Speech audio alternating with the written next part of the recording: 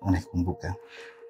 Napenda sana ukiwa umevaa hii na kupenda sana na hiyo rangi yako. Eti? Na kuhakisha. Asante mpenzi wangu.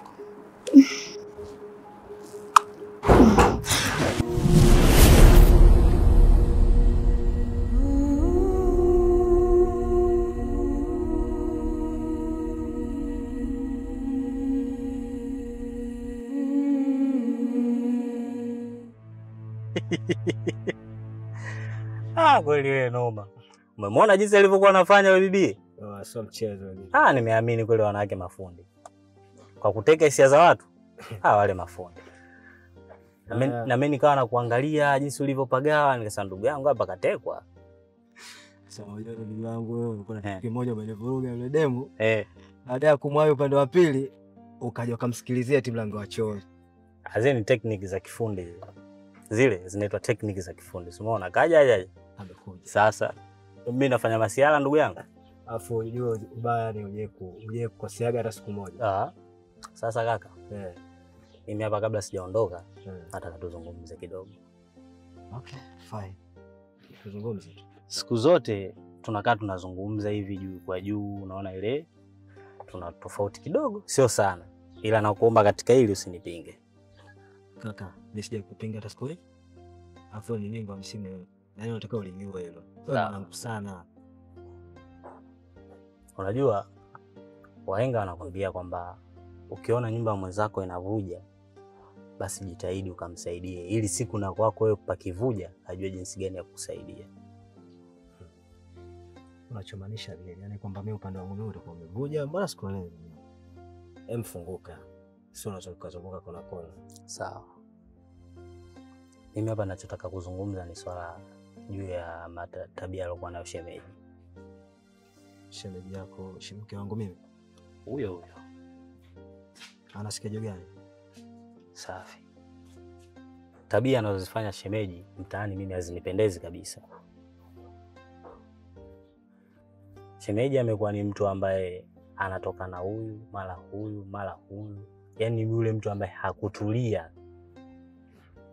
Inafikia hatua sasa mimi kinachoniuma zaidi kwamba kuna watu ambao mimi unaonijua na wewe wanakujua na wanajua kabisa wewe upoje naye yule na mimi yule namhitaji. Wanaanza kuzungumza yule mtu wa fulani. Yule fulani si anamuita fulani. Umeelewa kaka? Sasa ile kitu mimi inaniuma sana, tena sana. Kiasi kwamba najiuliza ina maana ndugu yangu anawatunzia watu? Ndugu yangu, ndio. Unachoongea mimi nakuelewa sana. Tena vizuri sana. Yule mwanamke mimi nimejaribu kuongea naye. Nimekaa naye chini. Unajua hivi mimi muda mwingine ninapokuambia vitu toke out, akili yangu mimi iko sawa. Na wewe unanijua mimi nikiwa na furaha. Lakini yule mwanamke mimi ananinyima furaha vibaya mno.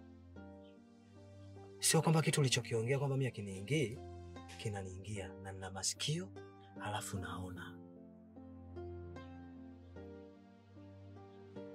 Kwanza ndugu yangu, mimi nimeamini kama ni ndugu yangu. Wewe ni familia yangu. Nimekuelewa unachoniambia. Wacha nilifanyie kazi. Ikishindikana mimi nitakuita tukae na shemeji yako tuzungumze tulimalize. Kiukweli ananizalilisha sana. Sana. Tena sio kidogo. Sawa. Hamna shida. Yaani mimi nipo muda wote. Sawa, hamna shida ndugu yangu. Nitakapokaa naye chini kuzungumza naye, nitakapohitajika mimi utaniambia. Imeshindikana kuja hata kwenye simu tutaongea. Ili mradi tusawazishe swala ili liende sawa. Mimi sipendi tabia anayoifanya shemeji. Sawa. Familia bwana. Sawa. Sasa mimi naomba nikuache. Basi poa. Lakini tushafika ndani. Sawa. Shemeji yako kashatengeneza hata chai hapo, twende tukapate chai basi.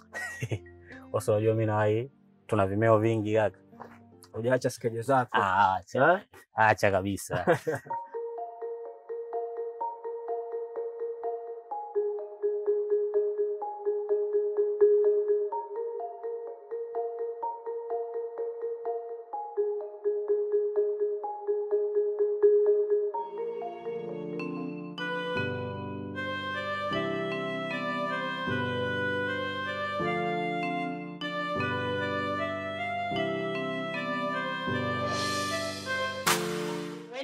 Odi. Odi.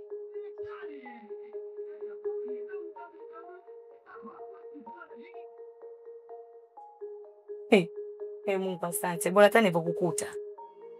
Hivi we kaka, kwa unapenda kufuatilia maisha ya watu? Unakosa kazi ya kufanya au? Unatoka kokote unasambaza habari zangu mimi naenda kumwambia mwanaume wangu ili iweje unanitaka? Sasa kama unanitaka, si uniambie. Nikwambie bwana weka mzigo pembeni tumalize. Habari yako? Habari yangu. Maana hata nikikwambia habari yangu wewe kuhusu.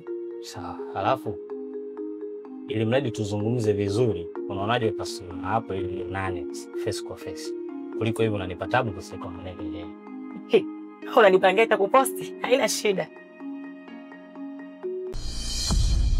Medi. Yes. Nashukuru sana kwa kuitikia wito wangu. Toa wasiwasi kuhusu. Kiukweli Medi, usinichukulie vibaya kwa kile ninachotaka kukuambia. Santana, bila wasiwasi. Be free. Kwa na amani unaweza kuzungumza jambo lolote lile. Medi. Mimi sijajua kukuambia. Santana, nini shida? Mbona unapenda sana kuzunguka kona kona, unashindwa kuzungumza direct? Mama, naomba uzungumze kuwa na amani, be free, sawa? Usizunguke sana. Medi, mimi nimetokea kukupenda na kupenda sana.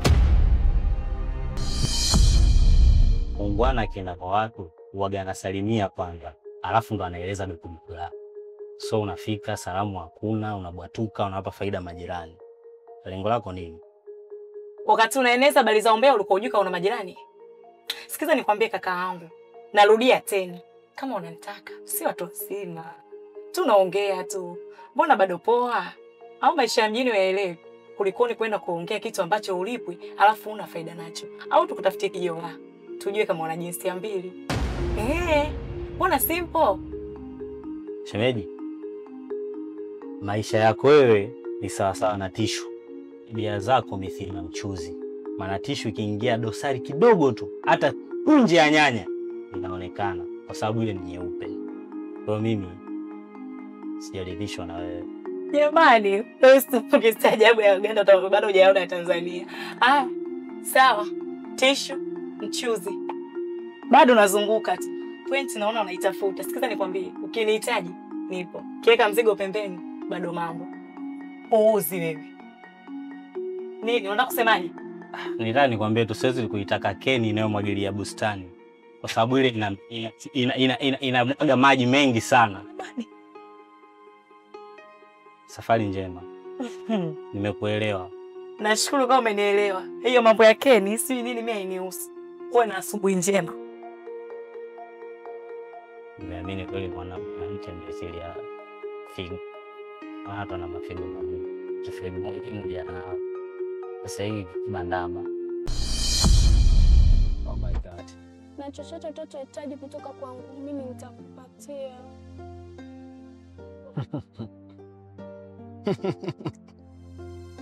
Santana.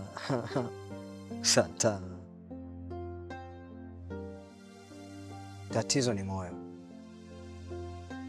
Moyo wangu mimi hauko kwako. Una mtu mwingine na istoshi unamjua. Santana, hivi ya maneno yanatoka kwenye mdomo wako? Sikuelewi unachoongea. Labda nikwambie kitu kimoja. Sina hisia na wewe. Si unanielewa? Sina matamanio na wewe. Kama ulikuwa na hisia kwangu, naomba ufute na naomba uniheshimu. Heshimu yule ambaye nimemwacha kule, niheshimu na mimi. Ala sivyo nitakukosea adabu. Si unanielewa? Naomba niondoke. Mimi Naomba niache. Naomba niache. Naomba niache. Naomba niache. Kuna siku nitakinai, moyo wangu tena hutomia, hata ufanyeje shakinai, hata ukichiti tena sitomia.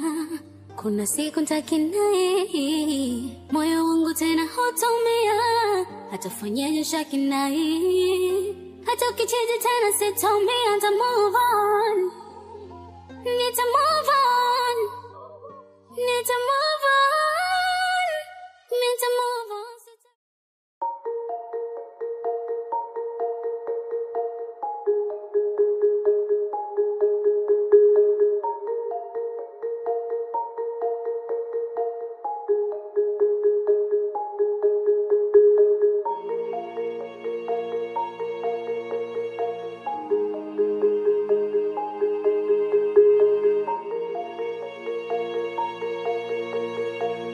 Kwaje? Fresh kaka, kwema? Fresh, isho. Da, good tu.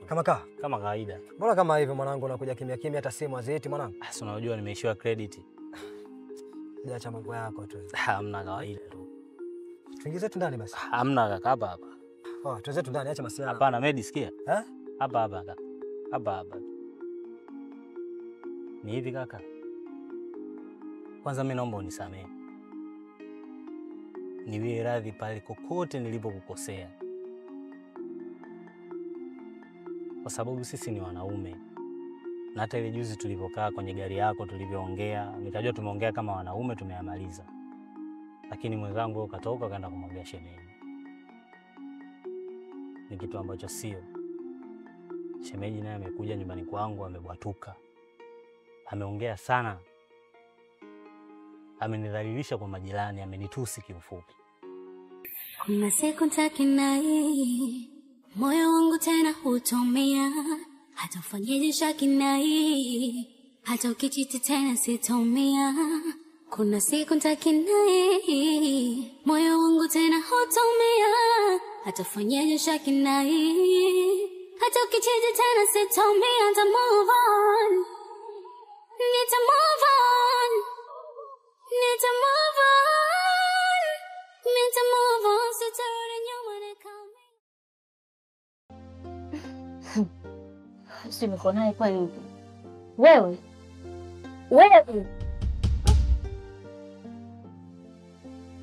Wewe vipi? Mbona mawazo? Sio kwa mambo yangu. Sudan. Nilipata nafasi ya kwenda kuongea na Medi. Lakini Medi maneno alonitamkia. Wewe acha tu ndugu yangu. Pale nikajiuliza mimi kosa langu lipi? Kosa langu mimi kuzungumza ukweli? Sida.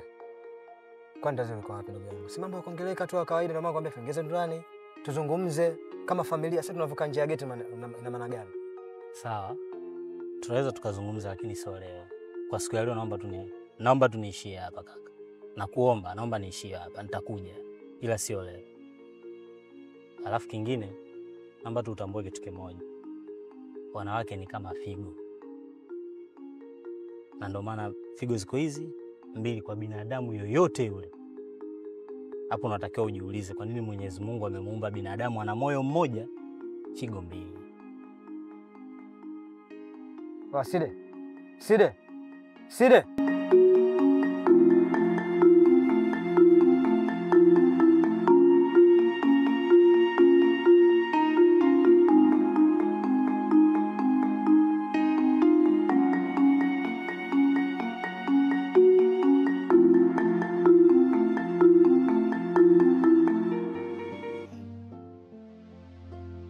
Sika nikwambie shoga yangu. Sawa.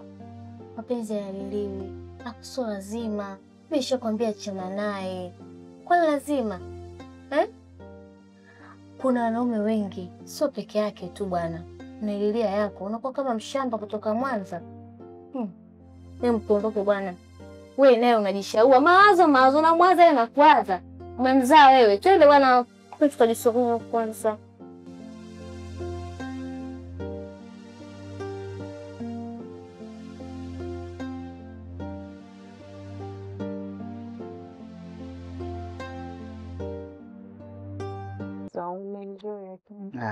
Nisaidia kuenjoy. Unajua kwenye maisha yangu sijawahi kusikia raha ya tendo kama ambavyo leo nimesikia. Kuna muda nilikuwa nafanya, alafu kama vile nataka utaki na nipigie kwa kwa fundi. Asante mpenzi wangu. Na amekufundisha nani? Unajua sitolelewa na bibi. Nakuhitaji kujua vitu kama hivi. Tumtafutie zawadi bibi. Tafutie. Nakupenda sana. Nakupenda pia. Unaikumbuka? Napendaga sana ukiwa umevaa hii. Nakupenda na hiyo rangi yako. Leti. Nakuhakisha. Asante msichana.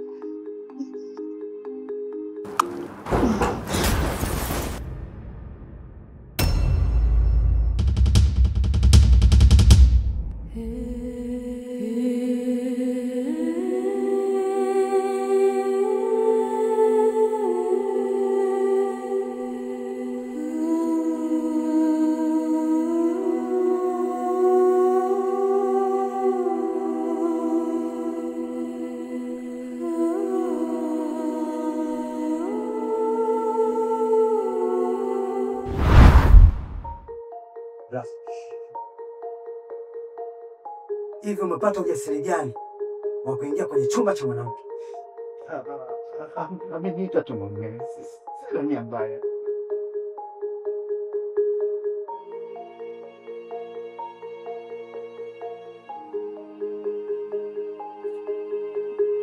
Naongea na wewe.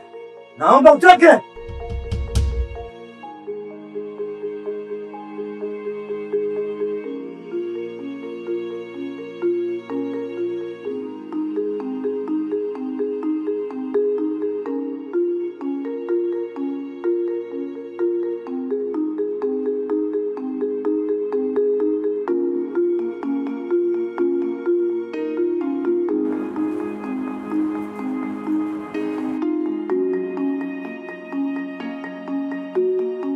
Kuna maneno nasikia ni kweli. Wewe ni malaya. Wewe ni.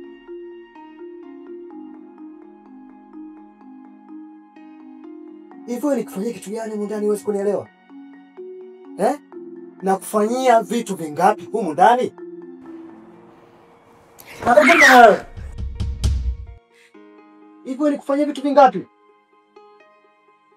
Leo hii umediriki kuniingizia mwanaume ndani ya chumba ninacholipia mimi kodi. Samehe. Si ndio? Wewe mwanamke ni malaya. Sasa kuanzia leo. Si unanielewa? Nachoongea kuanzia leo. Kodi kiishi.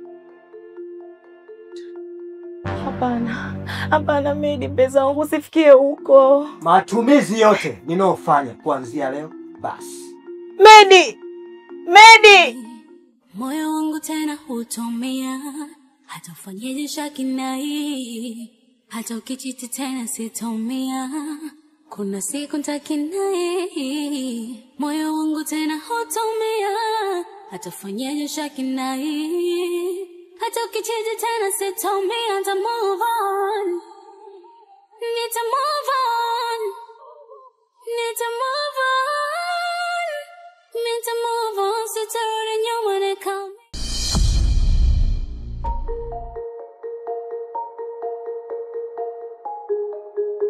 Medi!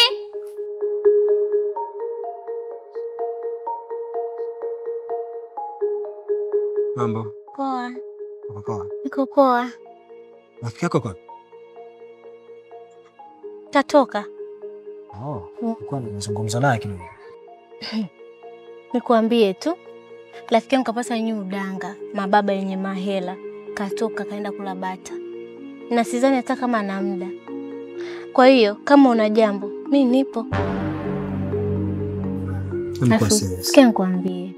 Achana na yule rafiki yangu. Ungenitazama hata mimi nicho wengine. Sijui hata kwa nini unaendelea kulialia na watu ambao hata hawaeleweki. Unajua ni handsome eh? Hebu tazama huyu chebe. Niko serious basi. Sawa. Niko serious. Kitu gani hujaelewa hapo sasa? Kuwa serious. Hayupo. Nisikilize kwa makini. Nina shida na ndugu yako. I know. Basi mwelekeze na mazungumzo naye fahamu. Lakini ungenisikiliza na mimi basi, sawa? Mbona mimi nipo hapa na kusikiliza vizuri tu? Yaani wewe ni mzuri jamani. Yaani handsome mpaka unaboa. Kim, next time. Sawa.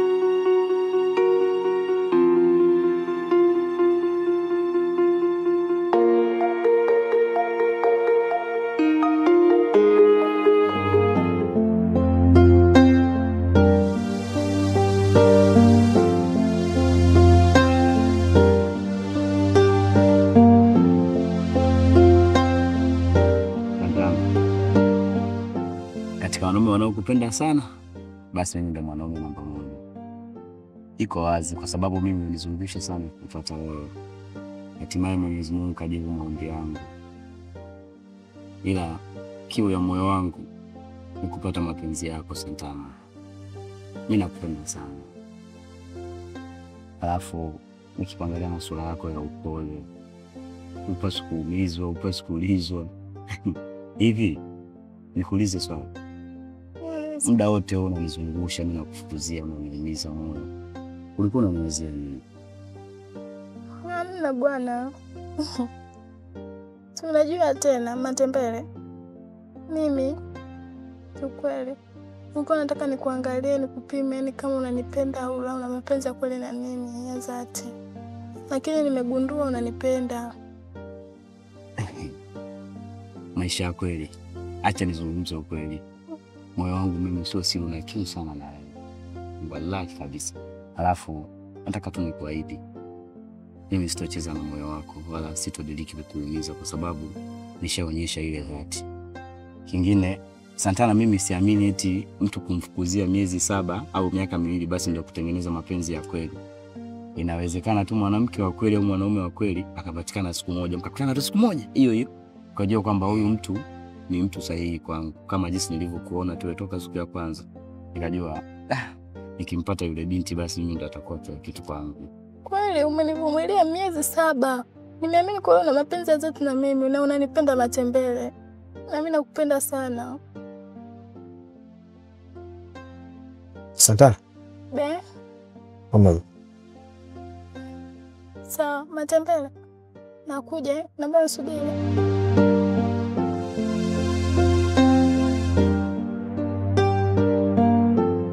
Spana ni ndege.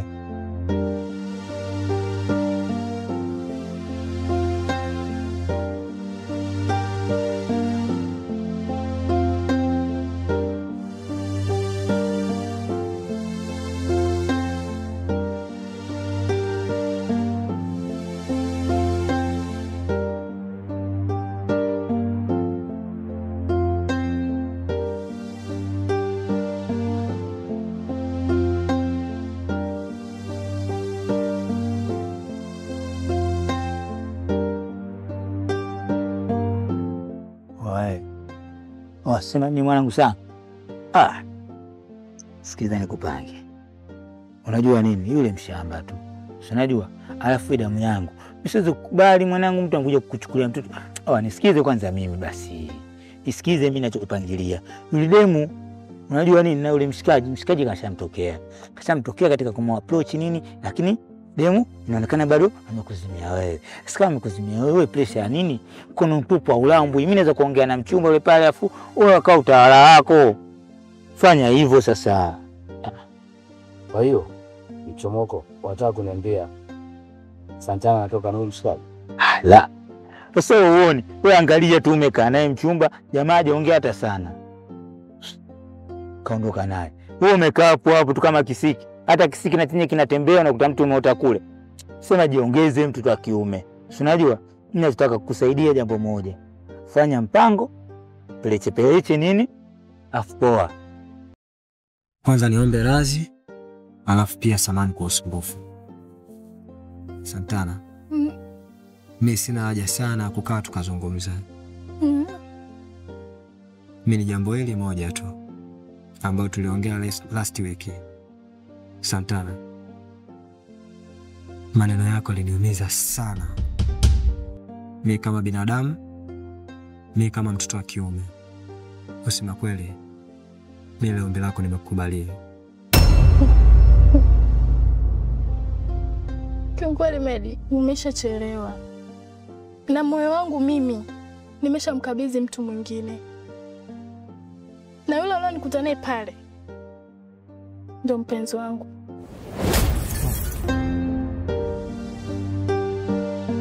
Mimi nimetolewa. Fanya basi ni support, mimi si mwanao ndugu yangu. Mimi kwa sasa hivi niko vibaya. Sio siri. Labda mpaka tukiingia baadaye mazingira fulani hivi mimi kuzingatiwa na baba mdogo, mimi nitakuwezesha hata kidogo. Mimi sasa hivi sina chochote kitu. Wewe zungumza naye kama unawezana naye. Mimi namuelewa sio siri. Au kabisa. Wewe maskini mwenzangu. Kama wewe maskini mwenzangu, mimi nakuhakikishia nitakupambania. Na kupambania na hakikisha kwamba yule demu unamchukua. Umenielewa? Inawezekanaje huyu bwana aje kuchukulia tu mwanamke kiwepesi wepesi? Hichi kitu mimi kimeniuma sana. Afu unajua mimi namwangaliaga sana chuo. Anakuja na kijeli chake si cha mkopo kile. Huwa mwanangu na mind, ana mind kinyama yule jamaa yule. Afu mimi simpendi yani unajua? Sana. Yule hakufai. Yule atakuchezea. Yule sio mwanaume wa kutoka naye wewe Santana. Hem, niangalie mimi. Jiangalie na wewe. Medi, mapenzi sio pesa wala sio hazi. Hivi unajua mimi nilifuata kwako mimi hazi au pesa? Nilikupenda wewe Medi. Nikabidhi hata punje moja ya serusi. Nikabidhi moyo wako. Nakupenda. Nakupenda sana kuliko unavyojua wewe. Sawa. Sawa, tutaongea WhatsApp.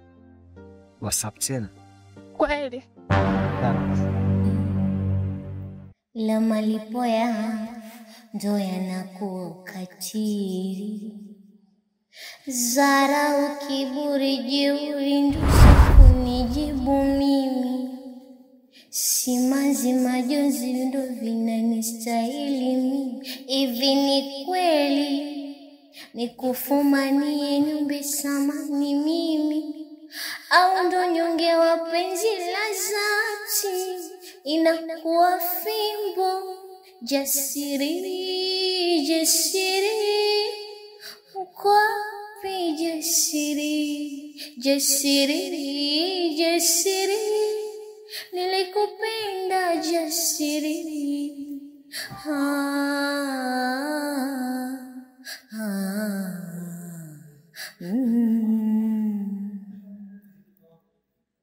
Bola ni muvuoni, ni muvuoni, ni muvuoni. Bola kumuvuoni, kumuvuoni, kumuvuoni. Bola ni muvuoni, ni muvuoni, ni muvuoni. Haya mapenzi ya wasiwasi siwezi, najitoa na muvuoni.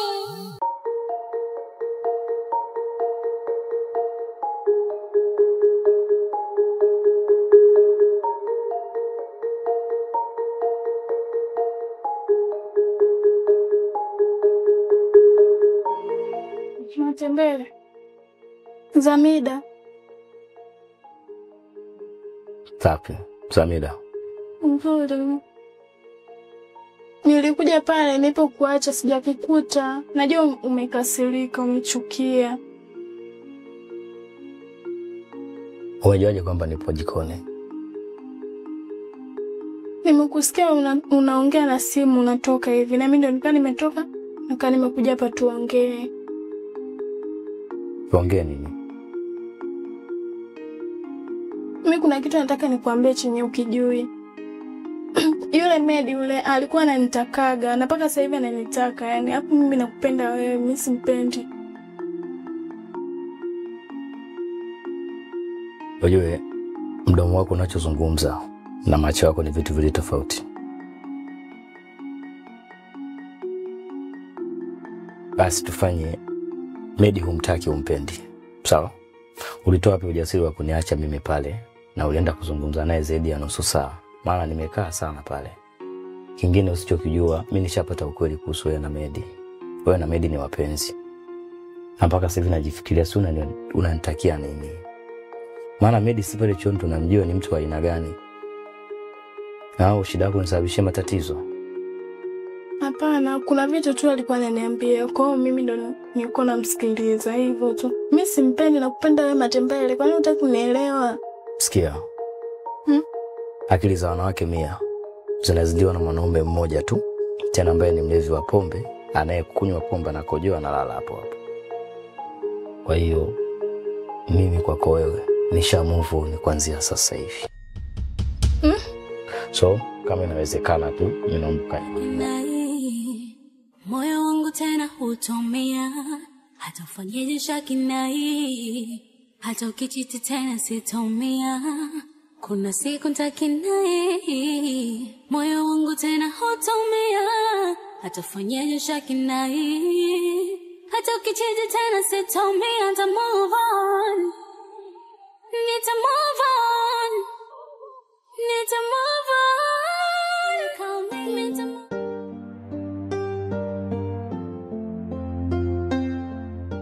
Utanikumbuka nilivyokuaga na kujali, ulipohitaji kulala nilikukumbusha kusali. Utamisi wivu wangu ule wenze good moment, na foke ule nani moja ya kopa amecomment. Sitasumbuka tena kwenda kukutafutia Google jumbe mzuri wa mahaba, ni kuishi siku njema tamajina. My love, my heart, my soul, hata ukinita atakuwa yana maana ka before.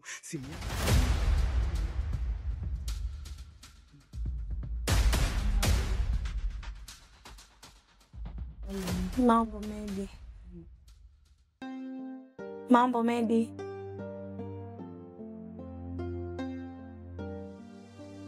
Medi. Najua nimekuuzi. Nimekukwaza.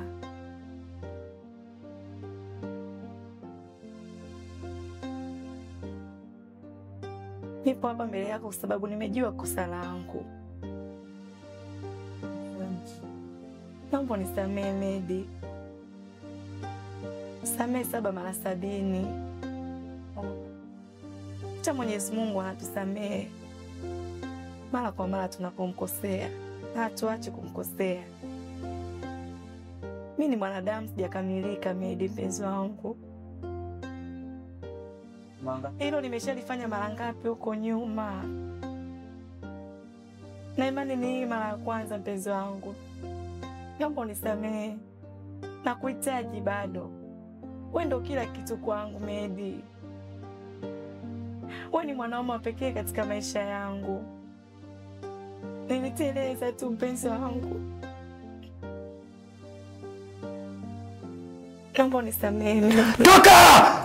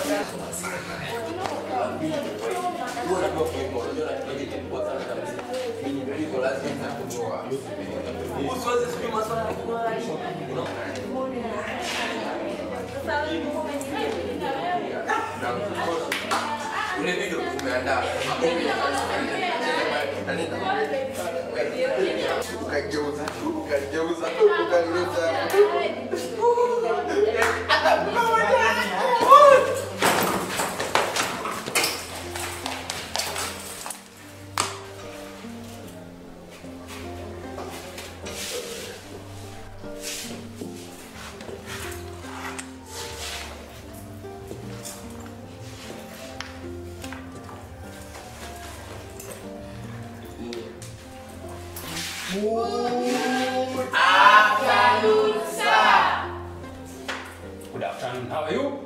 I'm fine. How about you? I'm fine. Have a seat. Okay. Thank you. Thank you.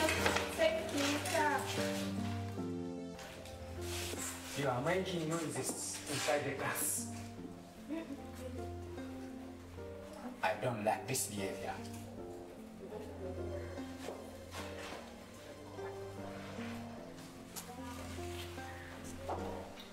Okay? Yes. Let's start with our subject of today. It's about early reproduction. It's about what? Reproduction. Okay, reproduction.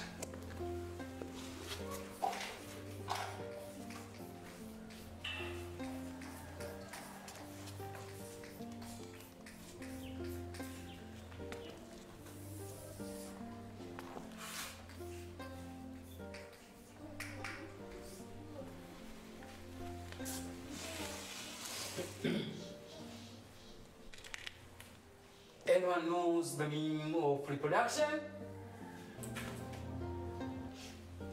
Yes, okay. Reproduction ni midinyano kati ya mwanamke na mwanaume.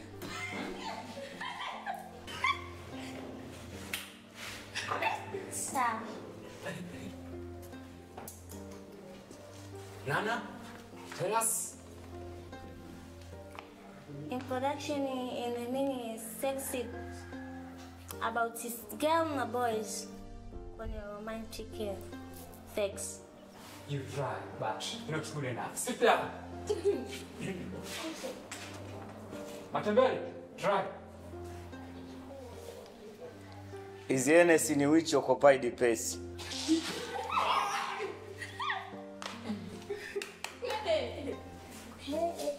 That is not reproduction. That is not. Okay, makeup, try. Is sexual, man and woman, sex. You're trying, but it's coming, try. Sexual, man and woman, you are sex. Sit down.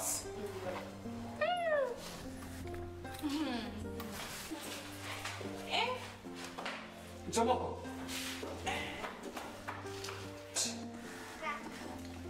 About what around, I'm sex.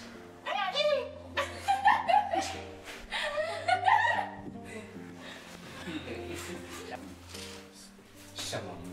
Aika.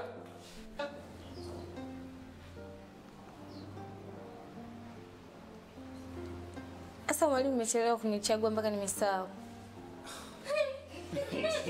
Sit down. Bishara, what is reproduction?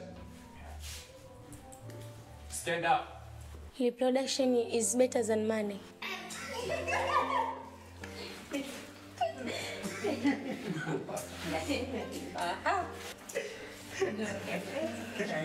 It's all about money. That's a hell that way. Jackson, tell us about reproduction. I don't know. I don't know. I don't know. Kuja kufanya nini? Huyu. Eki, repeat. Ni kuliwa kisamvu kwa mwanamke.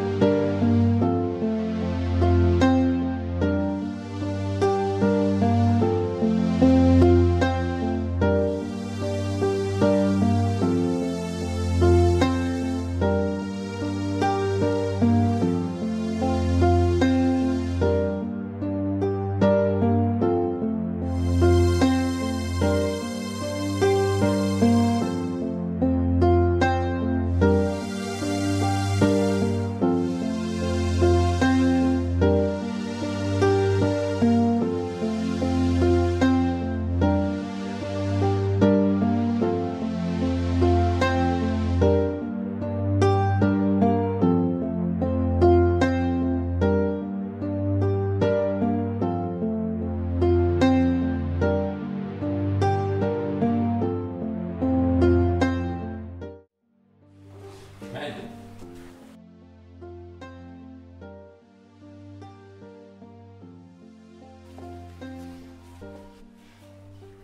you're sleeping in the class. Why are you in class? I'm thinking about reproduction. You're sleeping. You're sleeping. It's not okay, sir. You are not okay. Yes. Something's bothering you. What's wrong?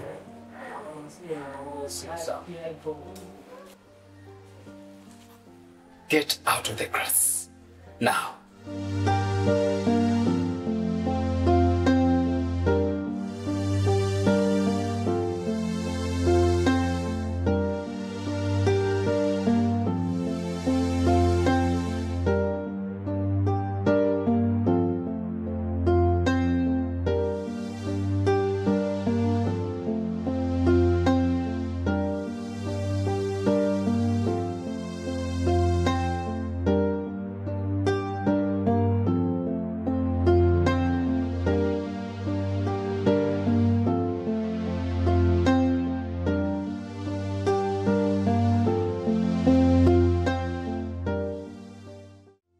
Una shida gani? Mbona uko hivyo?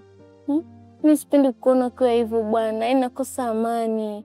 Afu unajua mimi niko kwa ajili yako. Shida nini? Kim, stop wait.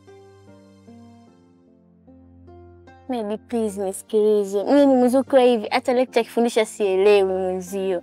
Kwa nini unakuwa hivi jamani? Si unipe hiyo nafasi mimi, unakaa kimawazo. Ndio nini sasa? Kim. Hivyo Kim nikuelekeze mara ngapi? Juzi nilikwambiaje mimi? Ina maana usikii wewe? Kim, naomba unisikize kwa makini. Wewe sio vitu yangu. Okay? Wewe sio type yangu. Sina hisia na wewe. Naomba uniheshimu. Sawa? Siko sawa please.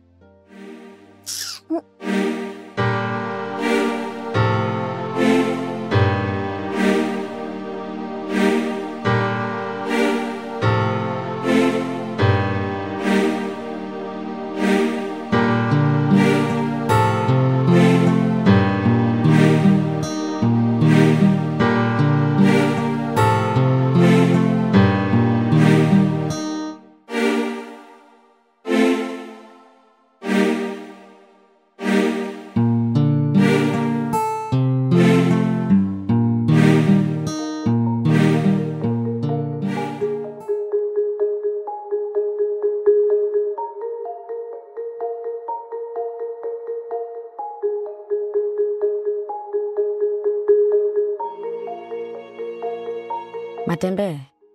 Niambie Zawadi. Katika tunawaelewa pale chuo namba 1. Ushaanza mambo yako. So nishaanza. Mimi nakuelewa sana. Hayo unanielewa vipi? Yaani mimi nakuelewa, yaani sipenda hata nielezee hisia zangu vipi. Ila mimi kifupi nakuelewa hivyo.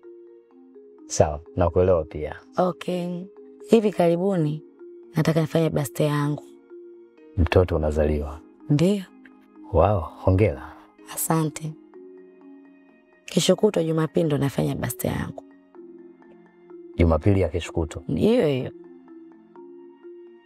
Vizuri. Nilikuwa naomba uwe birthday boy wangu. Mimi? Ndio wewe. Mimi? Wewe hapo Matembele. Umefikiria nini? Nimefikiria tu.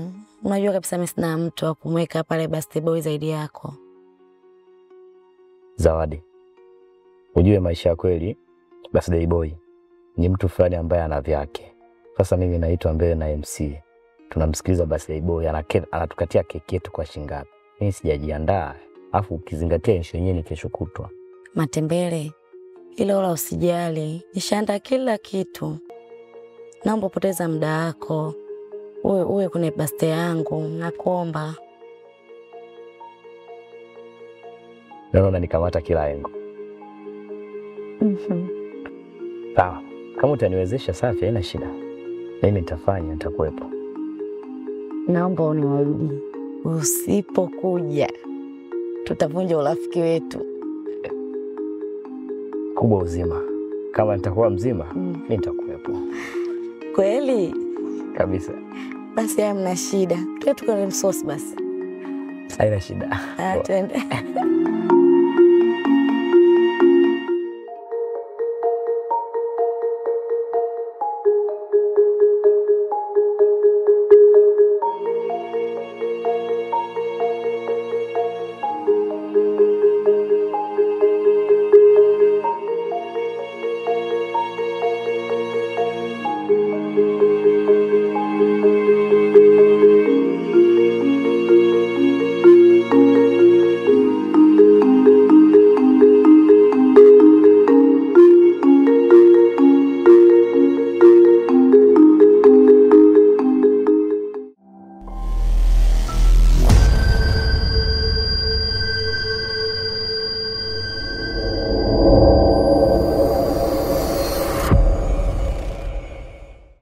Zile photo zero distance, kumbe ulinichola. Akwangu ulipitendi, wengine ulishola. Huyo sasa kanalisha, kanipa na furaha. Amenipendezesha, kabisa amening'arisha. Akili moyo mwili, nimezama kwenye pendo. Anajua kunihendo, ameniponya jela. Nilikuwa ninalia nimebweteka, leo hii ninalishwa ninadekezwa. Makopa amenipa ninabweda. My darling, my woman, she love me, I love she, my woman. She love me, I love you, she.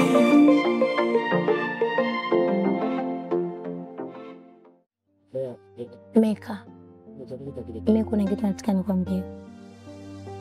Okay, be free. Ukweli ni kwamba najihisi kabisa siko sawa, na siku za mwezi huu sijaingia, yani sijaona period yangu kiufupi. Kwa na hakika 100% ni ujauzito. Sawa.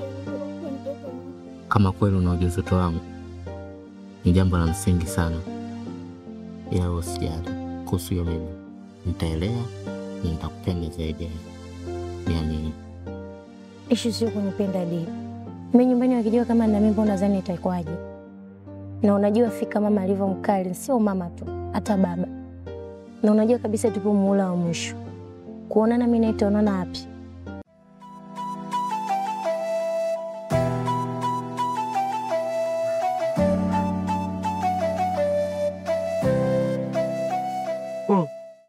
Bosi kama bosi. Vipi? Kama kaa vai. Harakati. Safi. Shosho. Shoka. Unapendeza nini, udevu nini ile? Ni chini ya gharama nini, alafu katika darasa letu. Wewe ndio una akili sana kuliko wote. Alafu hamna mtu hapa chuo anakuja na gari, wewe ndio unakuja na gari hapa chuo. Yaani wewe ndio mtu mzito. Si unajua? Sema tajiri, nataka nikupangilie jambo moja. Unapata ule dem nani huyu? Nani huyu? Santana. Sema jambo moja mwanangu. Kuna mtupu au ulamu? Kuna mtupu au ulambwi? Ili nini? Kutaka nikupangilie, ulambe mkono, nikuoneshe shughuli. Fanya hivyo. Unajua mambo yako wewe ndio. Mimi sina kupanga, mimi najua tajiri. Wale mtu mkubwa. Yaani mara ya mwisho nimemuona 50 cent kavaa vitu kama hivi. Nani Tanzania mwingine anaweza kuvaa? Isipokuwa ni wewe. Fanya hivyo tajiri, fanya kuelefu, mimi nakupangilia mwana. Nakupa kodi. Wako uchao hujaachaga. Pesa kwangu mimi sio shida. Safanya hivi. Hilo tu. Ameshika daftari kwanza. Tajiri. Kijana unapenda pesa sana. Au una baya? Lamba tamata kidogo basi. Kumbe sio hichi hapa. Hichi ndo chenyewe hicho.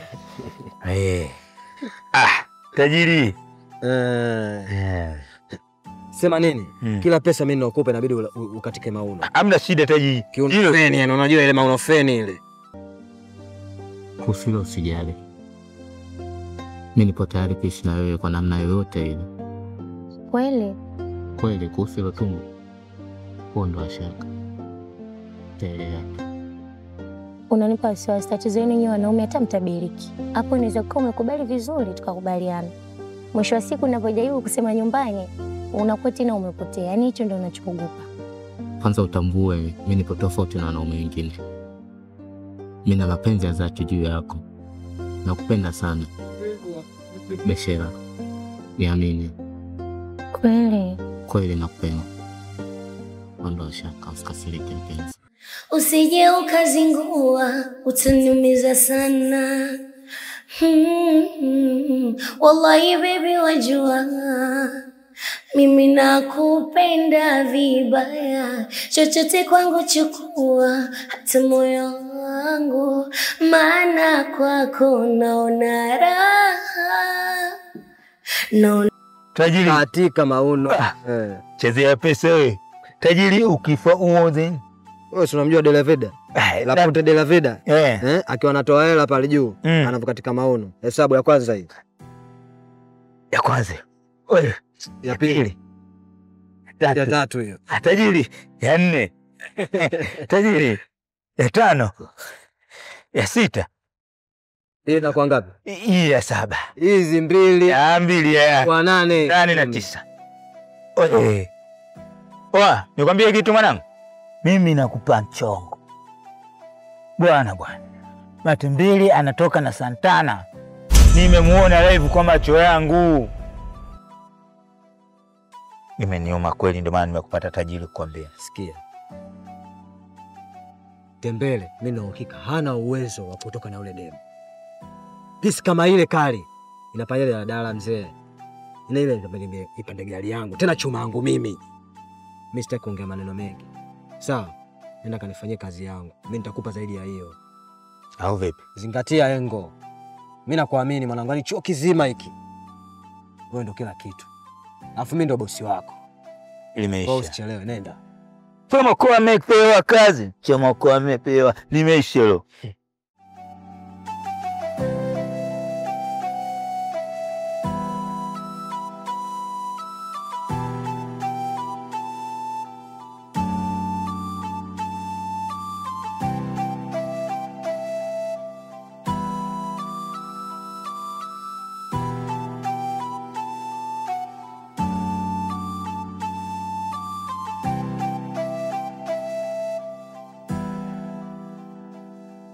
Matembele, asante sana kwa kuitikia wito wangu.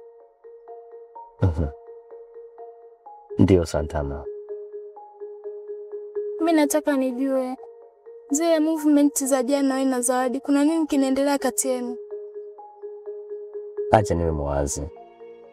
Kwanza kuhusu mimi na Zawadi hakuna kinachoendelea. Cha pili, siku zote nafsi inapochoka na mapenzi moyoni yanaisha hivyo hivyo. Iko wazi. Kicha ya siku ile wewe ulivyoondoka na Medi ukaniacha pale. Mimi nilivunjika moyo. Alafu ukichukulia na Medi ni mtu wa aina gani sisi tunamjua wenyewe. Kwa hiyo mimi kama niwe mbali na wewe. Swala mimi na Zawadi mimi ni mwanangu sana, sina mapenzi naye.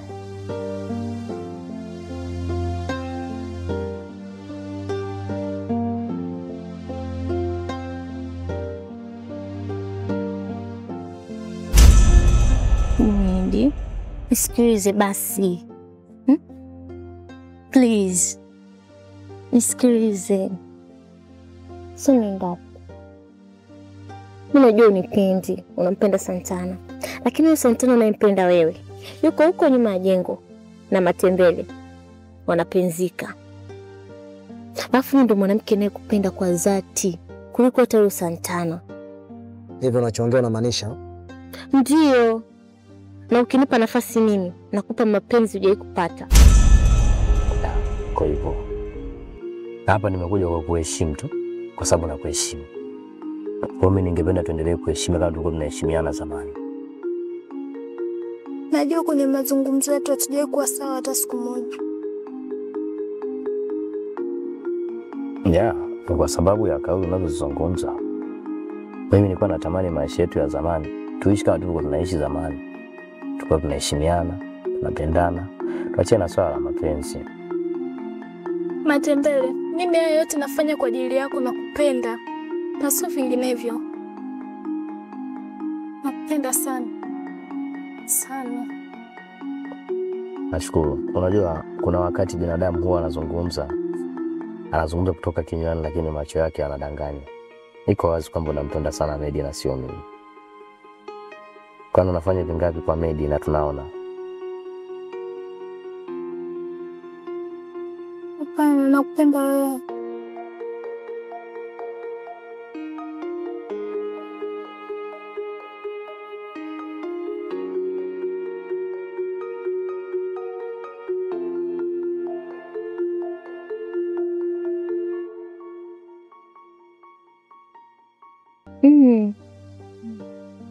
Sasa mtandao unajua mimi.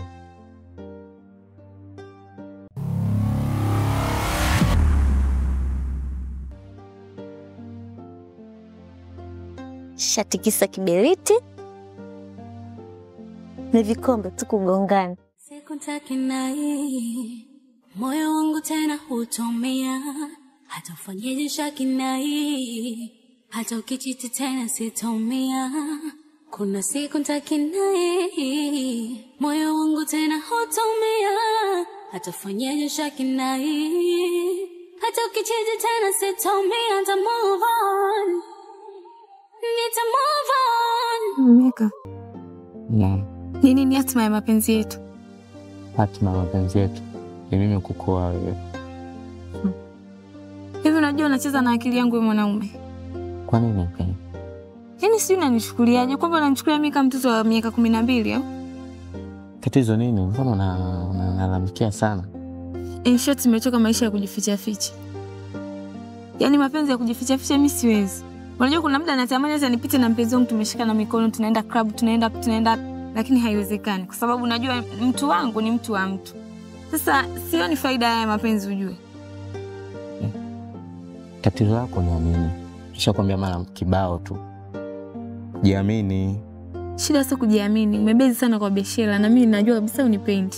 Sema ndio hivyo tu. Sasa nikwambie kitu. Yaani kama imeshindikana kumwacha wewe mwanamke wako, bora ni move on, nianze maisha mengine, nitafute mwanaume mwingine, labda tunaweza tukaendana na mambo mengine yakaendelea. Kwa sababu mimi siwezi kukaa kudate na mwanaume wa mtu sawa. Kuna kesho na kesho kutwa. Kuna muda na mimi natamani hata yani upendo wa wazi, kila mtu ajue kwamba fulani. Unajua sasa hivi yani inaishi kwa mashaka. Kwa sababu mchuoni hakuna mtu anayejua mpenzi wangu. Kwa sababu yani tunajificha ficha mno. Yani mpaka inafikia hatua sasa vijana wengine wanaanza kunitongoza. Hawajui wewe mbona upo single kila siku, kumbe nina mpenzi lakini ndio hivyo. Mambo ya kukaa vichochoroni kila hivi. Kwa jinsi unavyoniona mimi ninaanza kutoka na Beshela mshamba tu. Na sitamani kabisa kutoka naye. Ile ilikuwa ni zamani. Si unajua sometimes ni ile tu kichupa kikijaa tunapunguzia. Lakini sina hazi. Wewe ndo mwenye hazi ya kutembea na mimi. Naomba ulinge mama. Jiamini. Sitaki. Utaki? Sitaki. Nitakupa zawadi. Zawadi? Yeah. Zawadi? Ipo zawadi nimekuandalia jioni ya leo. Basi sawa. Ila nikwambie kitu mpenzi. Yaani mimi kuna muda leo inaniuma sana.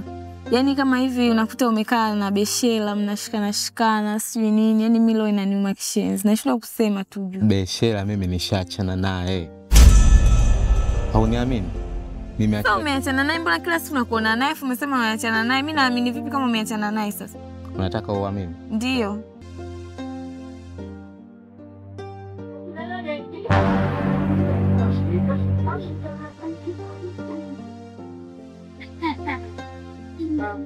Angalia. Endeleeni. Mbona umenyamaza? You talking about what? Sikia Ika. Mimi sina ugomvi wote ule na wewe. Nachokuomba unipishe nizungumze na Mika. Mpenzi. Nasi laweka mpango ule zawadi yangu sawa? Nakupenda. Natokea huko kwangu.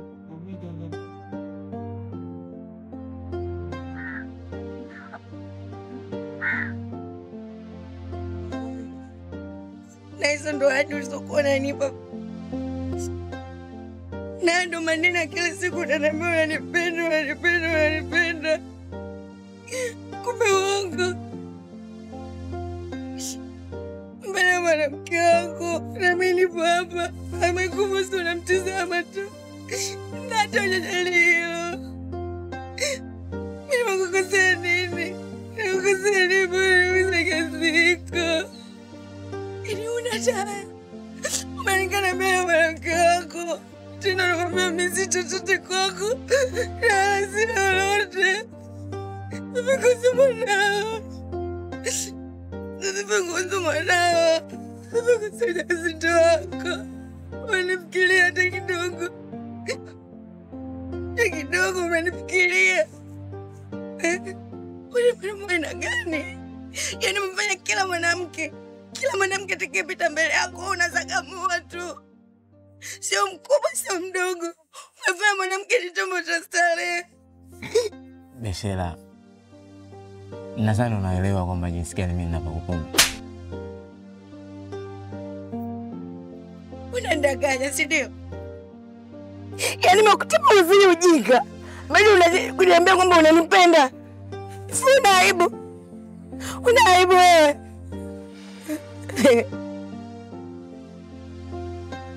Nimekosea nini? Kila nilichotaka nilikupa. Na sio kukupa. Nilikupa pia wakati. Lakini ndo malipo. Fadhila za upendo wangu kwako. Mimi leo si chochote. Sio kitu. Beshela, nielewe. Nakuomba nielewe mpenzi wangu. Sitaacha kukuelewa.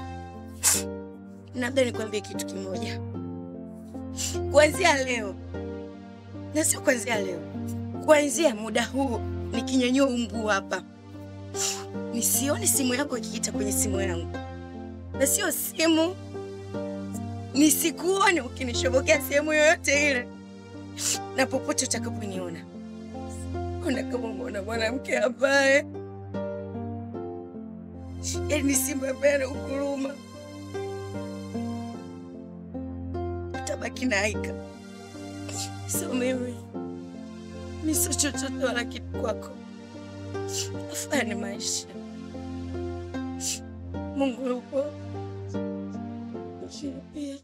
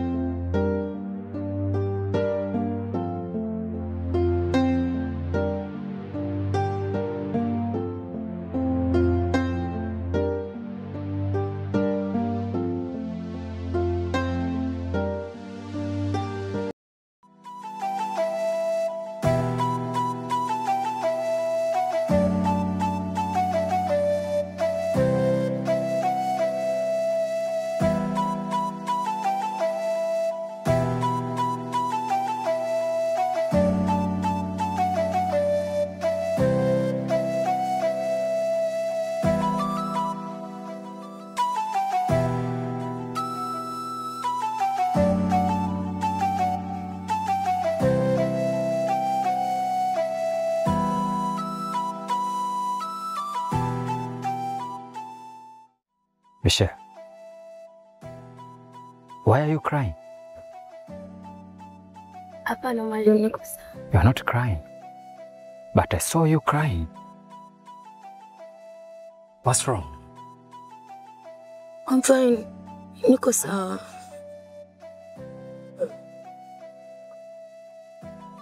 Usikundanganya kivyo.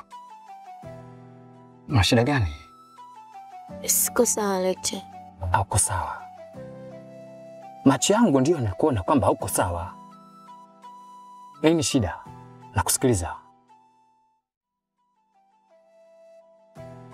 Nahisi kuumwa.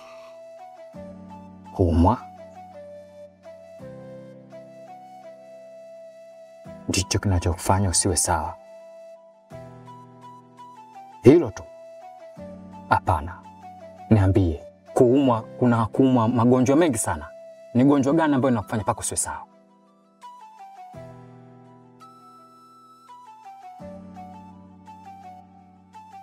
Nakusikiliza.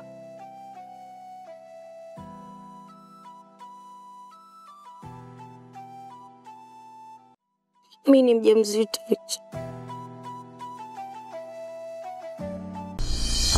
Kwani kila siku na comment kwa nipeleke nyumbani kwa utaki? Hicho kitu nilikuwa nafikiria sana katika kichwa changu. Sasa umenitamkia mwenyewe, wala usijali, utafika mpenzi wangu. Amna, wewe muongo. Kila siku ukitoka hapo unachukua wanao kina matembele kina nani unaenda nao, mimi unaniacha. Je, kuniambia hata siku moja. Bora hata yeye ungeniambia hata kiutani hata kwa kunijaribu aika twende nyumbani. Labda mimi ndo ningekataa nilingelinge, lakini mpaka nimesema kweli. Ondoa hofu juu yangu. Nyumbani utafika tu. Sasa kwa nini? Simfikirie vibaya bwana. Kwa hiyo niamini mpaka sasa hivi. Tatizo lako wewe muongo. Na hicho ndo kitu ambacho tunagombana kila siku. Na sijui biashara ulimdanganya nini dada wa watu, umemdanganya sasa hivi umemwacha, na mimi naogopa sitaki, yani sitaki nikute kama alivyomkuta yeye. Sasa mambo ya biashara hapa yanaingilianaje? Lazima aingie kwa sababu na wewe mwanamke kama mimi na ulimdanganya hivyo hivyo. Mimi nitajuaje kama na mimi unanidanganya? Nitajuaje kama unaongea ukweli? Kila siku nakwambia unipeleke kwani hutaki. Mimi nataka nikamjie ndugu yako hata mmoja. Hata siku tukigombana napata sehemu ya kustaki kesi zangu. Au unaonaje hilo sawa? Kwa bado uniamini? Nakuamini lakini sio sana. Nataka tuende nyumbani lini? Jumapili weekend. Kweli? Basi nahitaji uvae upendeze. Kweli? Kabisa. Serious? Serious mpenzi wangu. Basi Jumapili asubuhi? Sana, ndio maana nakupenda. Nakupenda sana. Wewe ni mjamzito?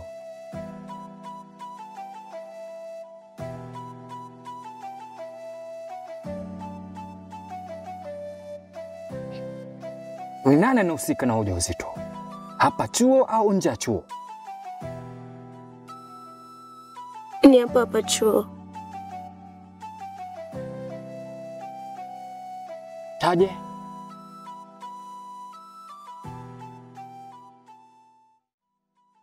Ni Mekalet.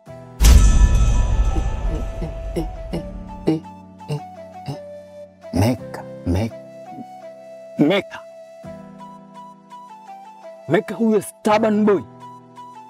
Discipline iko poor. Zero in class. Yeye anajifanya anajua kumbe hajui kitu chochote. Wewe ni mwanafunzi uko very bright. Unawezaje kuwa na Meka mpaka kupata ujauzito? Wewe ni mjinga.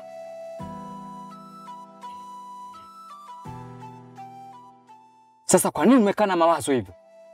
Kuna kingine zaidi ya hicho unatakiwa kujua? Ongea, kaa kimya, ongea. Hataki kusikia chochote kuhusu ujauzito.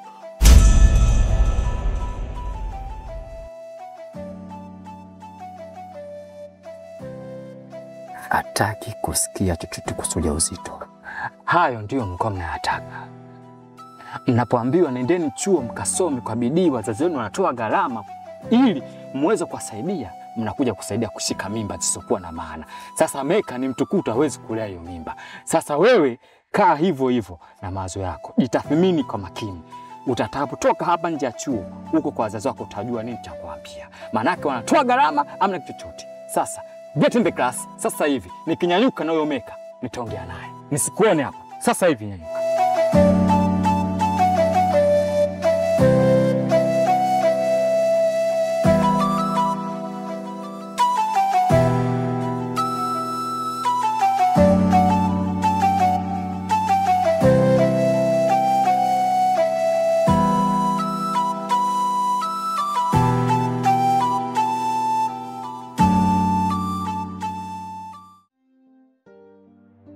Nimekuita hapa kwa jambo moja. Unajua wewe upo single Nami pia nikusi. Unajua mimi naye tunaendana. Alafu isitoshe Nana wewe ni mzuri. Mtoto mashallah. Yaani mtoto yani unawaka kama taa ya gari. Sasa Nana, nifanye kitu gani ili ujue nakupenda kwa dhati? Yaani unajua ni kiukweli pale chuo hivi unajisikiaje ukitwa Mrs. Mchomoko? Yaani kila mtu atakuona wewe ndio ala. Mimi nakwambia ukweli Nana. Si unajua? Ujue tu ukishakuwa mimi na wewe kitu kimoja. Pale chuo mambo yote yatakuwepo hapa tu. Shida iko wapi mtoto, Yaani kiukweli unajua 1 jumlisha 1. Kwa watu wasiokuwa na akili wanajua ni 2. Lakini kwa sisi wenye dini nani? Tunajua ni 1. Sasa unajua mimi na wewe tukiwa kitu kimoja, Koma. Tena ukome. Yaani mimi nikajua unaniita hapa, unanitia kitu cha maana, unanitia ule umbea wetu, unakuja kuniambia habari za kipumbavu. Wewe una akili wewe? Ukijiangalia juu mpaka chini, alafu kaniangalia mimi juu mpaka chini, tunaendana? Yaani unakuwa na mimi wewe, Mtu mwenyewe unajulikana hapa chuo, huna hela. Kapuku, umekuja chuo hujapiga hata pasi, unanuka. Wewe vipi wewe, mbona huna aibu wewe mtu mzima? Eti alikufundisha mashairi, nenda kamuulize vizuri jinsi ya kutongoza mwanamke. Ukome wewe kaka. Mwangalie kwanza alivyokuwa alijielewi. Kata ila, ukome mara 3. Jamani. Ani mimi Mchomoko ananiambia koma. Sasa mimi nitamuonesha shughuli. Hanijui vizuri.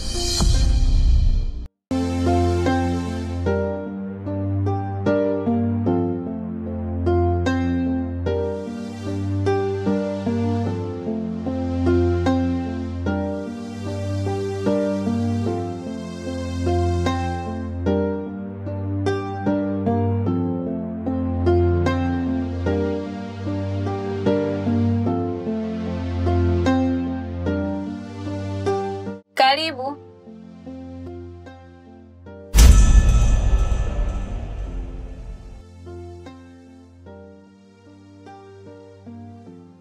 Mambo yako. Student. Samahani kwa usumbufu. Najua utakuwa unajiuliza nini nifuta hapa. Hilo ombi langu moja ni kwako tu. Najua unajua fika kama mimi na Meka ni wapenzi. Na isitoshe pia unajua kwamba nina ujauzito wake. Kama mwanamke mwenzangu, kama msichana mwenzangu, unajua machungu ninayopitia. Ombi langu, naomba ukae mbali na Meka. Na sio kama siwezi kukaa mbali na Meka, naweza. Ila kinachofanya niwe karibu naye zaidi ni ujauzito. Na kuomba Eka, kaa mbali na Meka. Umemaliza? Umemaliza? Hivi unachokiongea unakisikia kweli wewe? Yaani umetoka huko ulipotoka mguu wako 1 2 3 unakuja kuniambia pumbavu kama huo mimi? Afu sikiza ngwambie kitu. Mimi sio mshamba mwenzio. Kiasi kwamba unatoka huko yani unakuja kuniambia mimi kitu ninachojisikia eti achana na Meka. Wewe. Unachukuliaje? Yaani mimi kukaa mbali na Meka ni sawa sawa na samaki kukaa mbali na maji. Siwezi. Yaani kama unavyoona uwezi kukaa naye mbali, mimi pia siwezi hivyo. Alafu, hivi unakosa mambo mengine ya kufanya. Yaani sasa hivi ndio kwa umetakuwa umeshika peni sasa hivi na daftari unafanya wiki huko. Unaanza Meka mtoto. Wewe ndio umekuwa kwanza kuzaa? Na una hakika kama wewe atakayezaliwa atakuwa mtoto? Au unaongea tunachojisikia kwamba ni huyu mtoto. Na hakika ni mtoto huyu. Yaani watu wengine bwana. Yaani kumbe wewe hata uwazi maisha muda mwingine. Muda wote unaanza Meka. Mtu kama hakutaki si move on, kwani shida nini wewe? Unashindwa ku move on vipi? Sasa ngombe kitu. Mwanaume kama hakutaki usimnganganie. Mwisho wa siku akutafutie kilema ndio utalizika, si ndio? Cha mwisho. Unaona mlango huu? Uone kama kituo cha polisi. Siku nyingine ukija kugonga mlango, labda unamuulizia mtu mwingine na si mimi. Sielewa.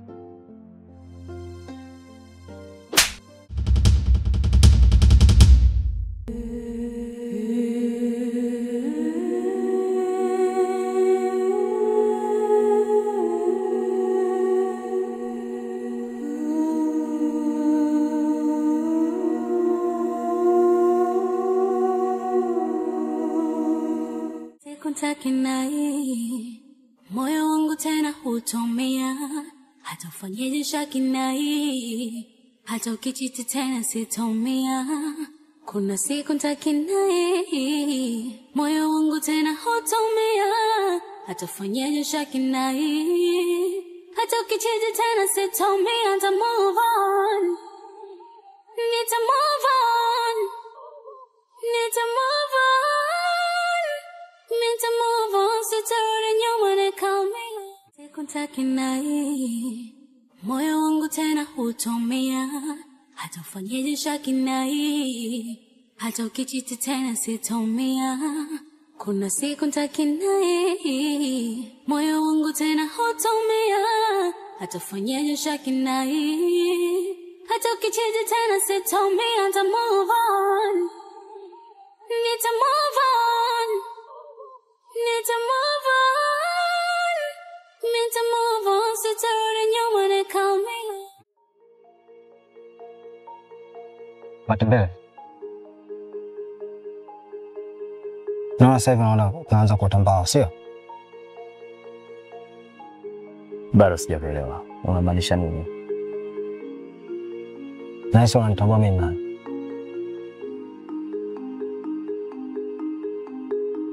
Sawa. Unajibu kwa dharau. Matembele. Una force kugombana na mimi. Halafu yani kama unatafuta keki fulani hivi ambazo hazina msingi wowote ule. Labda nikuelekeze kitu kimoja. Mimi sitaki nikupoteze. Bishara. Mimi naomba nitangulize neno samahani.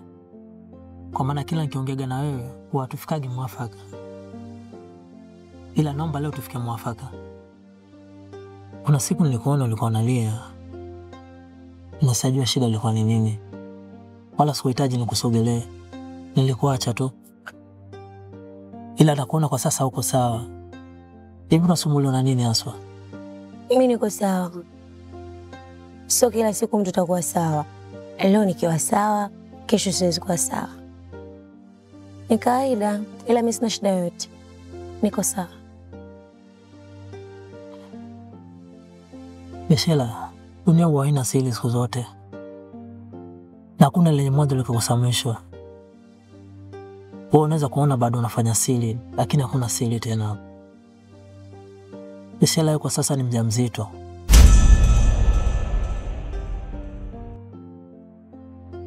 Mimi sio mjamzito na sina mimba. Na naye alikwambia kama mimi ni mjamzito. Na kama hicho ndio alichoniitia hapa, tutakosana sasa hivi. Mimi sio mjamzito.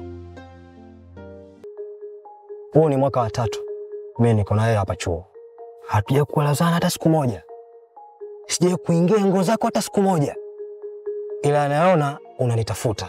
Unajaribu kuja kwenye nguo zangu. Na kuhurumia sana.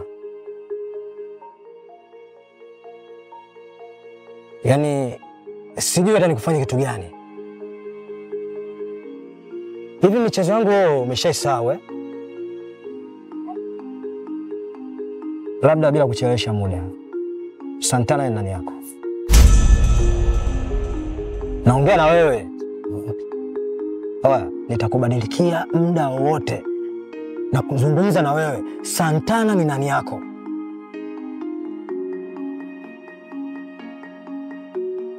Oya, naongea na wewe babu. Oya, sielewi tena. Santana kule wewe ulikuwa unafanya nini? Tena wewe na choo.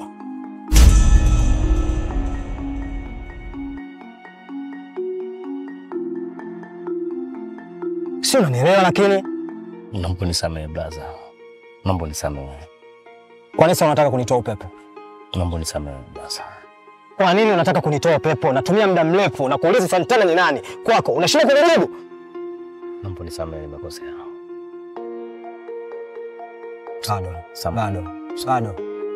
Bado. Nakuonya. Na kupewa mimba usizani labda ndo kwa utakuja kuishi na huyo mtu ambaye alikupa mimba. Na ni uongo. Na endapo kishi hivyo utakuja kupata tabu. Ataishi kwa kujilazimisha tu kwako. ila hakuna upendo hapo. Wewe ndio unaong'ang'aniza tu. Unajibu liko wazi Beshela, Nakupendea kila siku nakwambia ni mimi tu. Japo na mimi kama sina umuhimu, lakini na umuhimu mkubwa tu. Na kuhusu kwa kiumbe cha tumboni usijali. Mimi nitakilea tu. Niko tayari. Sihitaji nikupoteze. Nakupenda sana.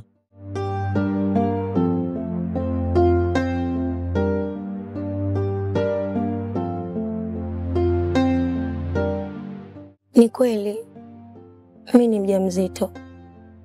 Na licha ya kuwa mjamzito, naanza hili likizo. Sijui hata nyumbani naenda vipi. Ukweli na mawazo sana.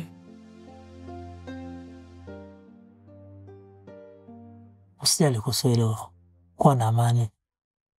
Mimi nimepanga. Endapo likizo ukishafika kama hivi tayari ukishafunga chuo, basi tena kuishi wote kwangu. Yaani mimi niishi na wewe? Yeah. Na ilhali wewe sio baba huyu mtoto. Kigumu kiko wapi kwani hapo? Nakupenda ni yote nafanya kutokana na kupenda. Elewa tu kwa nakupenda. Na maanisha kwa tayari baada ya likizo tupe shote. Asante. Ukweli hapo mwanzo nilikuwa nakuchukia sana. Lakini sikuwa najua kama una roho nzuri kiasi hiki. Asante. Kwa na maanisha umekubali, si ndio? Nimefurahi kusikia hivyo.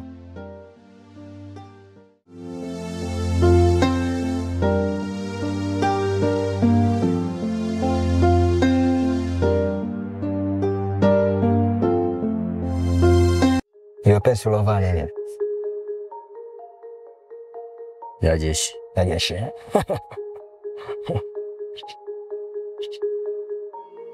Sasa nakuomba kuanzia leo Santana umuone ni kama kambi ya jeshi.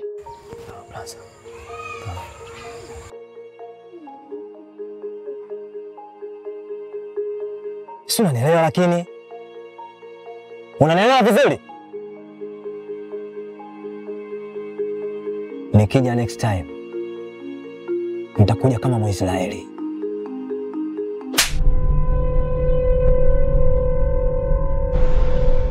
Nikija nitakuja kiputini putini. Kusema kweli sikukulazimishaga. Kusema kweli tu labda mie ndo nilikupendaga.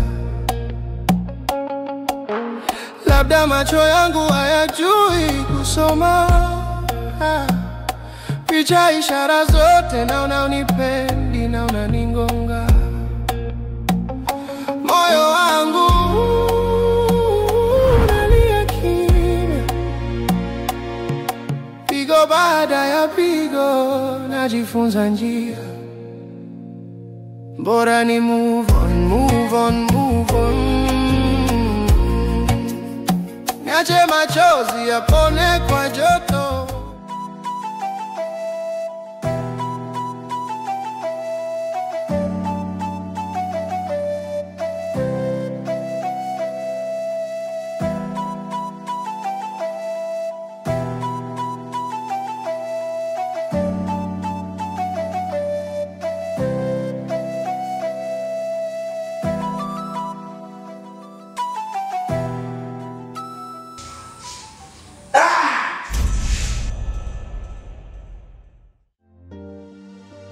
Beshela. Beshela. Unajua mimi mjua. Kumbe kinachofanya ulale sio wewe. Kiukweli ni mwanamke mzuri sana. Alafu isitoshe nenda kutembea na playboy yule. Yule playboy alichokifanya kampiga yule kampiga yule kampitia yule naye akaja akakupitia. Ona sasa. Kakuacha unahangaika. Kuwa na mimi mchomoko ni kustiri.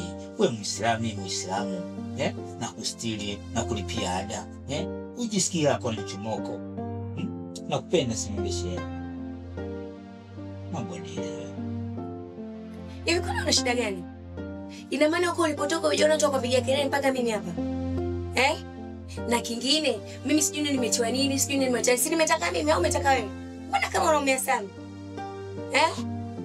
Alafu masaa kutoka huko unakuta watu tumepumzika na kumind. Na kingine, najua fika una dada zako, kama tu akustika si dada zako wanasema huko mtaani. Sijui umenielewa? Beshera. Beshera.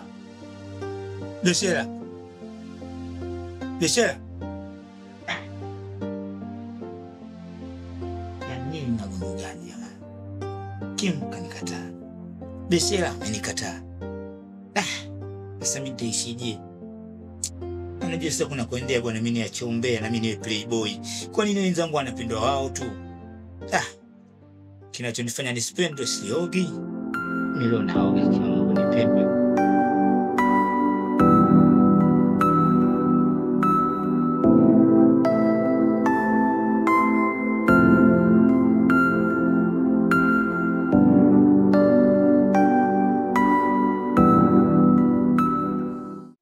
Mnyamwezi. Vipi niga? Fresh inakwani? Kama gaa. Unyama. Ududu? Bwana ududu ni wengi. Kama wote. Vipi familia? Bwana poa. Mbona umepoa hivi kinyamwezi sana? Poa. Nini shida mzee, jielezee. Sambo. Sambo. Aga. Sambo. Sasa sikilize. Ile dili nilokupanga juzi mwanangu. Haika kaingia katika mfumo. Kolo ile? Bebe inahitaji paga za kidudu. Aga. Namba mate basi.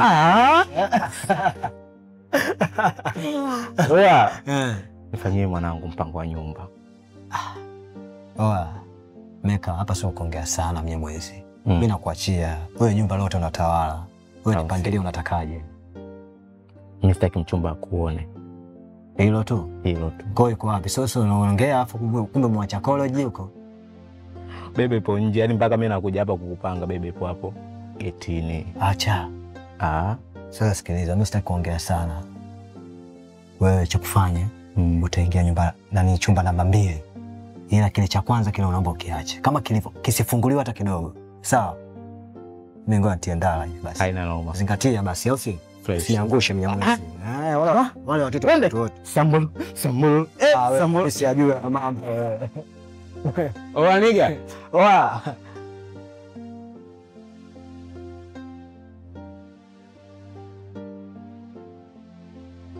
Yaani shoga yangu Nana, mimi sijui hata na mkosi gani, yaani sijui hata na nini.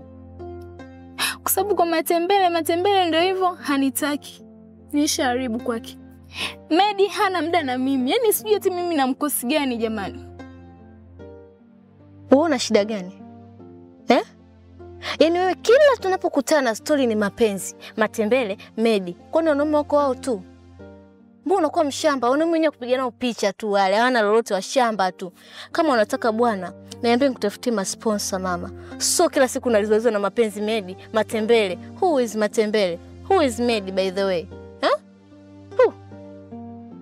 Hebu ongelea vitu vingine bwana, so mapenzi.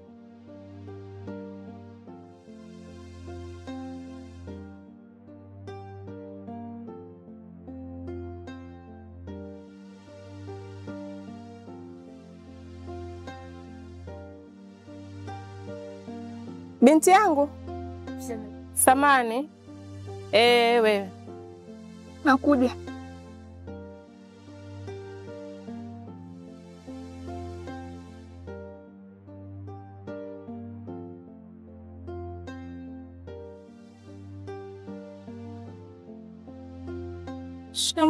Marahaba, jambo mwanangu. Jambo.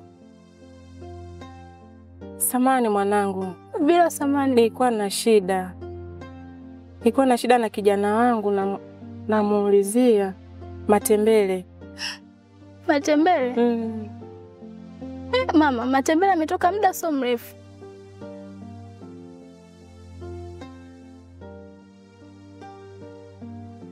Vipi mama? Kuna nini?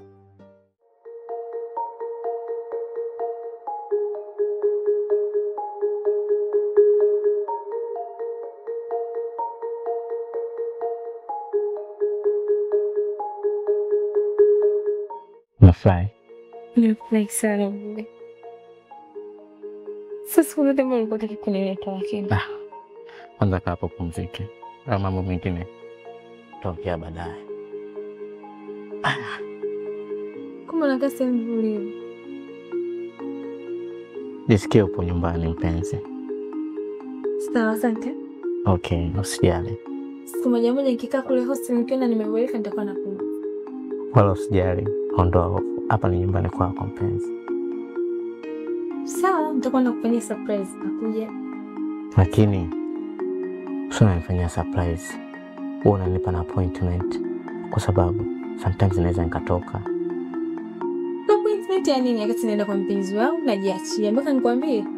Sawa, sikatai, lakini si unajua katika mishemisha harakati naweza nikatoka afu ukaja usimkute. Hauna midabangulo yako wewe. Sasa unaogopa nini? Hivyo bado uniamini tu nikuweke wazi mara ngapi? Upo mwenyewe baby. Bibi nikakuleta kinywaji au? No, nilikuwa nataka niende washroom mara moja kwanza.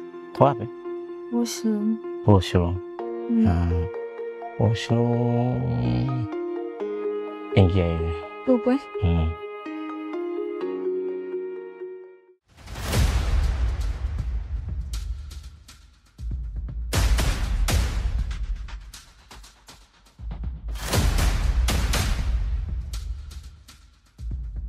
Basi, ngoja tu niende kwa sababu nilikuwa na shida na kijana wangu. Hamna mama, subiri kwanza. Unaweza tu hata ukaniambia mimi mwenyewe ni sawa na mwanao tu. Hamna mwanangu. Hamna. Kwa sababu matatizo yetu sisi, kwa nini nikushirikishe wewe binti yangu? Yanatuhusu sisi, tuna familia yangu. Sawa? Nashukuru sana kwa ukarimu wako, kwa upendo wako, lakini hapana mwanangu, tuacha tu niende. Mama, mimi naweza hata nikakusaidia. Naweza tukaa natatulika ile tatizo. Sio lazima tu Matembele aje asaidie mama. Naweza tu kaniambia mama yangu. Sisi tuna matatizo. Familia hii yangu ina matatizo.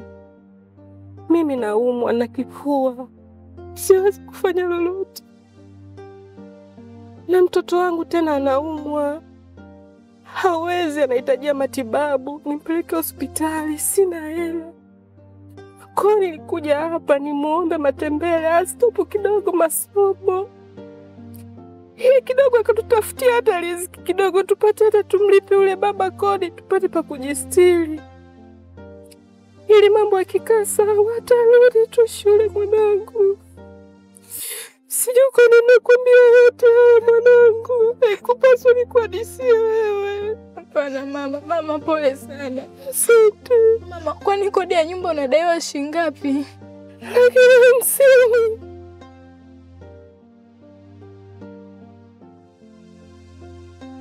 Mama, hii simu nilinunua 600,000.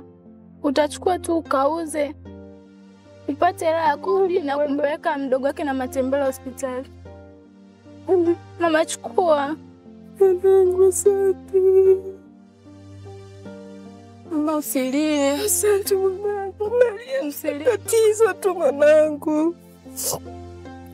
Nashukuru mwanangu. Sawa mama, haina shida. Kwa nini unafanya yote hayo mwanangu?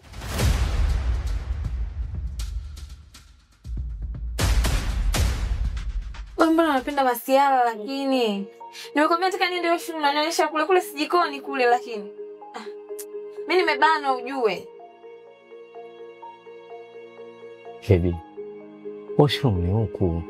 Sio huko, hilo ni jiko huko. Mimi si nimeenda nimekuta jiko. Wewe acha masiala basi. Umeangalia vizuri kwani? Kwa mimi si tofauti kati ya jiko na washroom. Nimekwambia kule ni jikoni. Wewe ni wapi sasa? Washroom ni huku bwana mpenzi. Sio huko. Ani ndio kanionyesha sasa. Kaangalia vizuri. Kwa mimi sioni.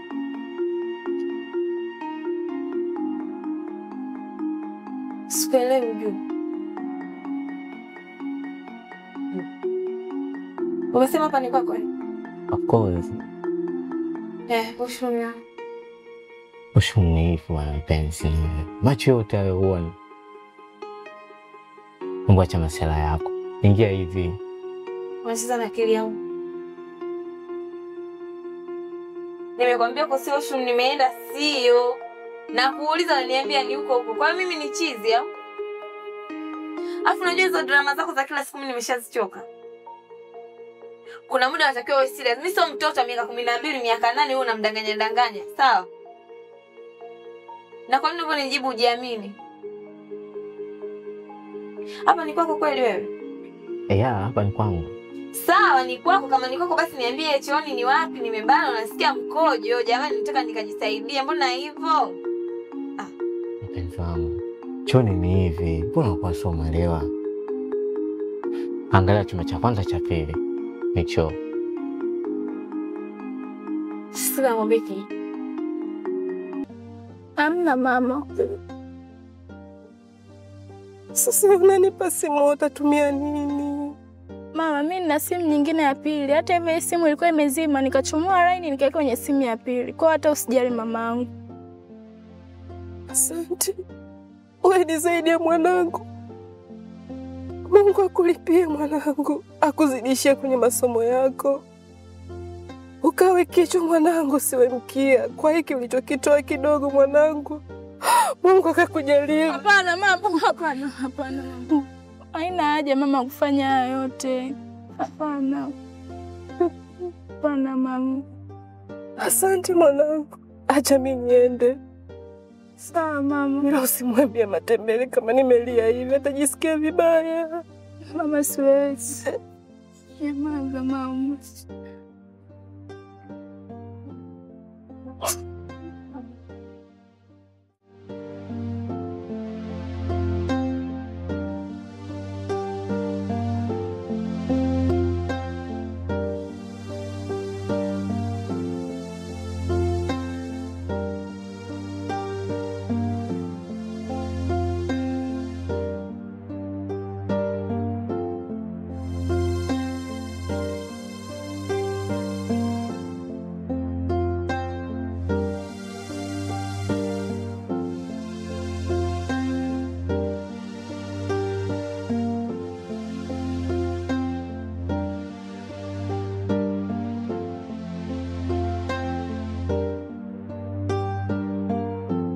Mimi, yani sitaki kufikia stage aliyofikia Bishira, sawa? Yani hiyo stage sitaki kuifikia kabisa. Yani kama umenishindwa niambie mapema. Haiwezekani yani mtu uwe nyumba ya kwako fujo choo kilipo. Naondoka. Mazoea na wewe sitaki. Nishotoka kudanganywa kama mtoto mdogo, sawa? Muone.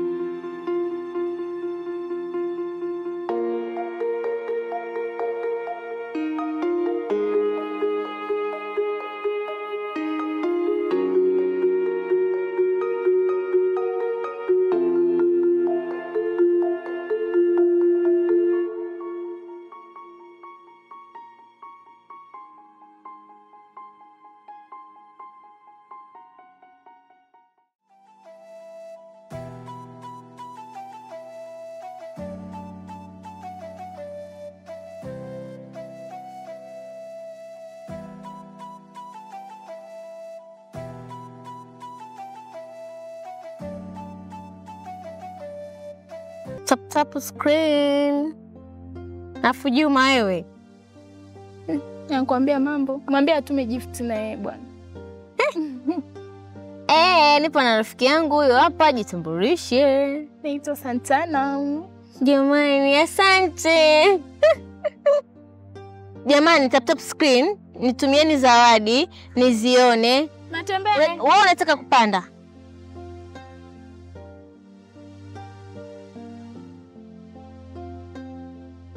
Matembele. Kuna siku mama alikuja kukuulizia. Alikuwa na changamoto, mimi nikamsaidia. Alafu Matembele, mimi niko naomba hii likizo chache, niko naomba unipeke kwa mama nikamsalimie. Kama utojali.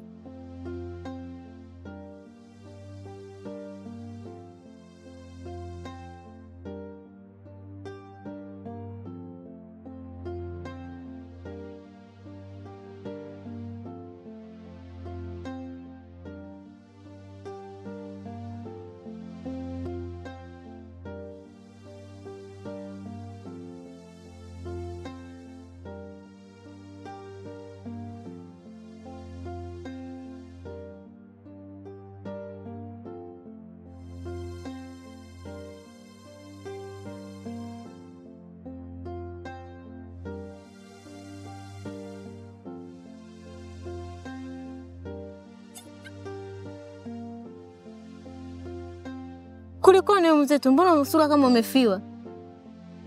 Ndio unanicheka? Sikucheki. Lakini mimi nishakuambiaga, mapenzi yatakuua. Unalipendaje jitu ambalo halikupendi? Yaani unang'ang'ania toto la mtu halikupendi. Kwa kama mimi unipende, usinipende, sijari. Unapita hivi napita hivi. Alafu mimi kwa na bwana mmoja siwezi mwenzio. Yaani usiponipenda sikupendi. Ukinipenda nitakupenda. Tena napenda hizi. Upo? Umekapo. Sura kaa bibi. Utajizeesha, utazeeka. Mwisho siku hata ukivaa wigi ninakaa hivi. Sura ishazoea kukaa. Janjaruka mjini hapa. Wewe shakwambia nifuate nikutafutie masponsa. Unafeli wapi? Hivi uniangalie ninavyopendeza. Yaani hapa chuo mimi ndo queen. Napendeza, mtoto shata. Kitambi kinachocho cha bia. Ili nalo litaanza. Madanga ndo kama haya yanasumbua saizi. Hapa ngoja nimalizane na wewe kukuchamba, nilimalizane na danga langu. Nana, lakini mimi nampenda. Nampenda sana Nana. Wewe hebu nipishe mimi, nakupenda kupenda. Nisikilize basi. Nitegemea utanishauri, wewe ni shoga yangu utanishauri.